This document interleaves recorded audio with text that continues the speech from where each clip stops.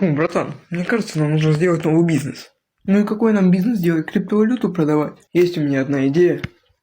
Унитазы продавать. А еще лучше, что в них. Сейчас я одному кенту позвоню. Он нам нелегально их продаст. Алло? Братанчик, можешь нам унитазы привезти? Сколько? 100 штук. Да, 100 штук унитазов. Угу, все, давай. Здорово. Здорово. Братки, я извиняюсь, но есть только 50. Там за углом стоят. Забирайте все. Деньги потом дадите. Ну все, братан, унитаз есть, осталось нанять людей, которые будут на них работать. Да первое время и я могу поработать на нем. Ну чё, братан, бизнес в реку пошел. Я же тебе говорил, что этот бизнес прибыльный. Все шаурму сейчас покупают. Ну да, ты был прав. Ну ладно, пошли работать. Ну пошли. Каких больше сделаем? Со свининой или с курицей? Смотря какие будут черкаши.